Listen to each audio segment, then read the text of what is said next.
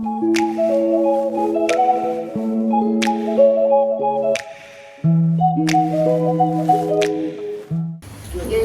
dulu ya Bung, pertemuan pada hari ini. Awali. Assalamualaikum warahmatullahi wabarakatuh. Waalaikumsalam warahmatullahi wabarakatuh.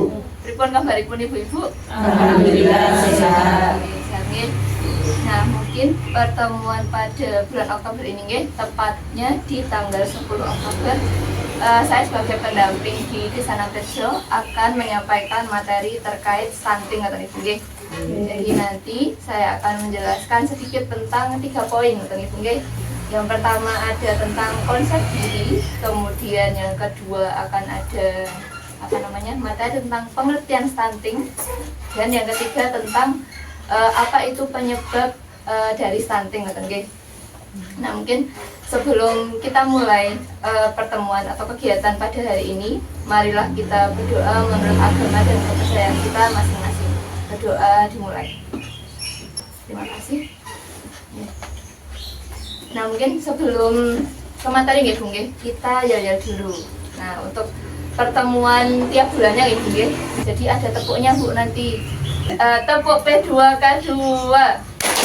Pertemuan peningkatan kemampuan keluarga. Terima kasih, Bu. Ya, poin yang pertama gitu, tentang konsep diri. Nah, mungkin sebelumnya ada ibu-ibu yang pernah menanam pohon di sekitar rumah atau di kebunnya. Kalau yang ada buahnya, pernah nanam apa, Bu? Tomat, mangga. Pernah buah, Bu? Pernah. Manis tau betul? Manis, oke. Aku kayak wong kasar. Ya. Apa hubungannya dari menanam pohon dengan materi stunting ini? Nah, diibaratkan kalau misal menanam pohon itu seperti dengan merawat anak-anak kita. Jadi kan misal pohon kan juga butuh perawatan khusus dari benih sampai nanti keluar bunganya, keluar buahnya. Jadi nanti sama halnya juga dengan merawat anak-anak kita. Perlu dengan diberikan gizi terbaik, stimulasi yang terbaik, kasih sayang yang cukup agar nanti harapannya anak-anak ibu jantan bisa tumbuh sehat, pintar, prestasi yang tinggi.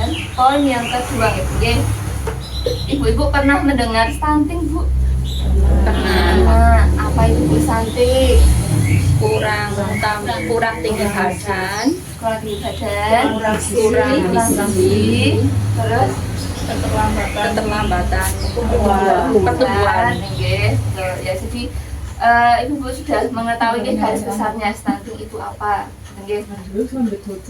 Menawi, ya betul. Untuk pengertian stunting sendiri, itu ada keterlambatan atau tinggi badan anak yang di bawah rata-rata dari usianya. Nah, yang masih punya balita, sering ke posyandu apa mboten, Bu? Iya. Ya. Nah, itu sering diukur, Bu, tinggi badannya? Ya. Biasanya kan kalau yang diserat ibu-ibu kader di bagian ini grafik yang berat badannya saja.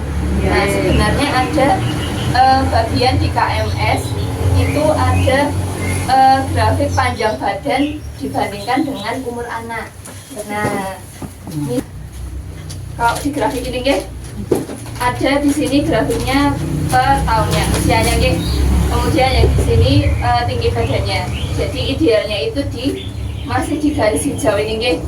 Nah, jadi nanti kalau misal ibu-ibu pas posyandu, misal hanya diisi yang bagian berat badannya, kan selalu diukur tinggi badannya sebagai nanti di rumah menawi buatan titik.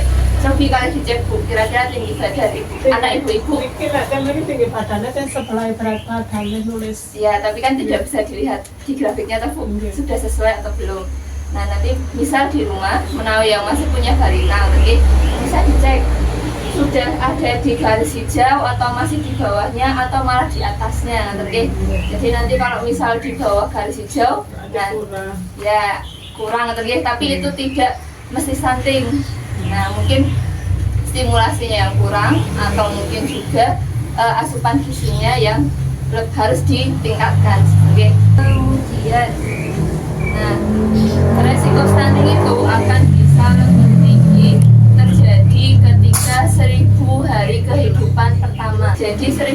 HPK itu adalah kondisi dari dalam kandungan sampai anak itu lahir sampai usia 2 tahun itu gitu. Jadi itu 1000 HPK itu masa-masa keemasan pertumbuhan dan perkembangan anak. Untuk menambah semangat Ibu nggih, kita ya lagi nggih Bu nggih.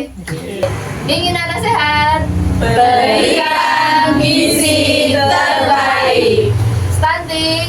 No. Are you ready? Yes, yes, yes, yes. Ya, terima kasih Bu. Ya, jadi saya sudah sering mungkin untuk penyebab stunting itu ada 2 macam mungkin. Untuk penyebab langsung dan penyebab tidak langsung mungkin.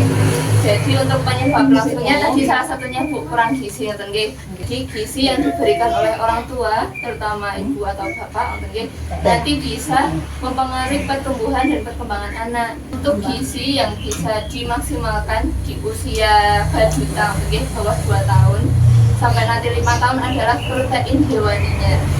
Oke, baik dari telur, kemudian ayam, ikan atau senjata.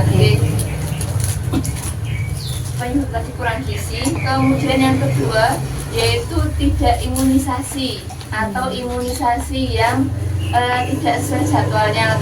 Jadi nanti kalau misal putranya ibu-ibu yang misal pas 3 bulan harusnya imunisasi tapi tidak tidak bisa imunisasi karena kondisi tertentu mungkin batuk, pilek ataupun panas nah itu juga bisa mempengaruhi perkembangan anak tersebut.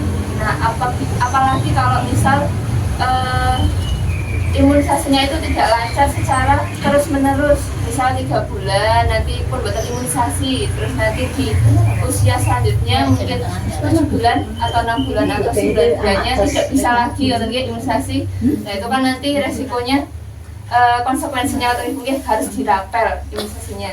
Nah seperti yang tadi saya katakan juga penyebab yang berkaitan dengan imunisasi mungkin adanya juga penyakit yang diulang.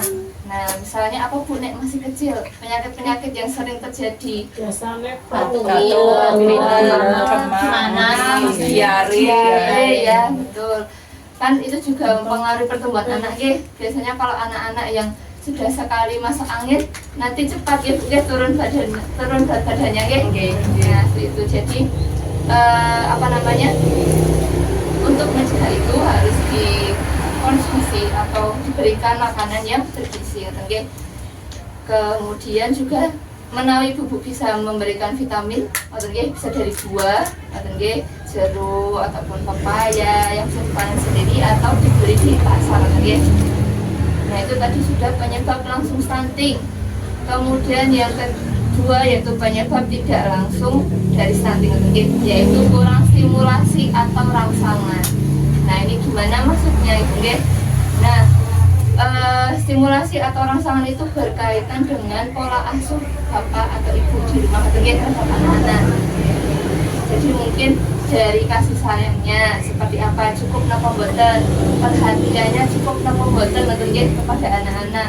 Kemudian stimulasi rangsangan mungkin motoriknya di usia-usia tertentu kan memang harus dirangsang motoriknya, mungkin bisa tengkurap, bisa naikkan kepalanya, bisa rambatan nah itu ibu-ibu sudah melakukan itu atau belum. Jadi nanti kalau misal ibu-ibu kiranya belum maksimal di rangsangan tersebut, nah nanti juga bisa mempengaruhi pertumbuhan dan perkembangan anaknya juga Kemudian penyebab tidak langsung yang kedua yaitu perilaku kebersihan diri dan lingkungan. Nah, masih ada yang punya jamban pelunglak sudah punya jamban yang ada sarjitanya iya, insya Allah sudah sehat itu Nah, kalau misal tetangga ibu-ibu yang masih memiliki jamban pelunglak nah biasanya juga kebersihan lingkungan dan dirinya juga kurang terjaga. Mungkin beliaunya juga tidak memiliki fasilitas untuk cuci tangan. Nah nanti kalau misalnya tidak cuci tangan langsung masak, nanti masaknya terkontaminasi kuman, dimakan anak-anak, nah nanti semuanya bisa terkontaminasi kuman dan bisa beresiko sakit, baik diare ataupun yang lainnya. Jadi mungkin untuk pertemuan hari ini Ibu nggih ada 3 poin tadi Bu.